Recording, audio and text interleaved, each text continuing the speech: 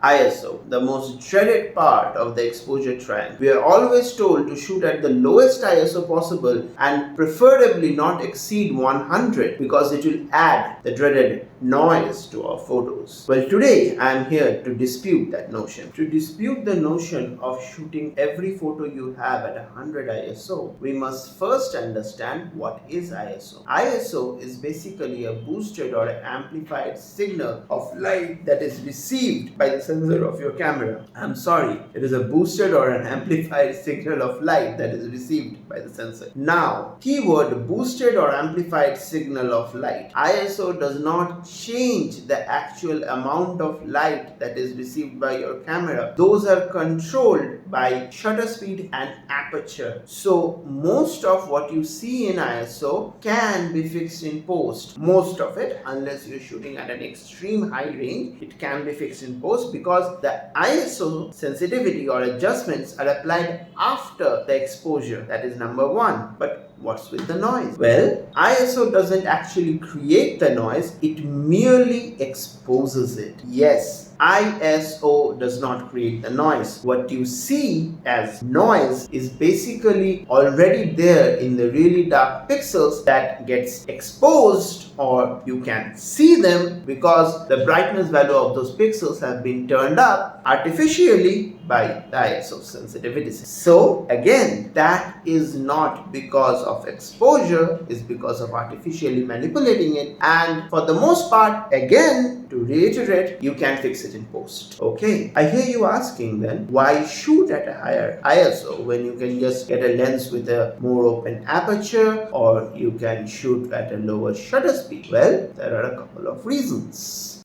Well, the reason is you can't. Let's say you're shooting a landscape and you're shooting it handheld. You need to have a decent shutter speed because otherwise it will be blurry, and you have to shoot it at something like f8 or f10 because you want the depth. And if it's a sunset, then obviously there isn't enough light. So what do? Another example, a few days back I was in a market setting and I took some pictures and there was a shade, and sometimes I was outside and I was shooting in the light. Now in these settings, you can't put the aperture all the way down to 2.8 because you want the depth, and if you are shooting with a lower aperture, you will get very bright shots inside, which is good, but you will get completely blown out shots outside, which is not good.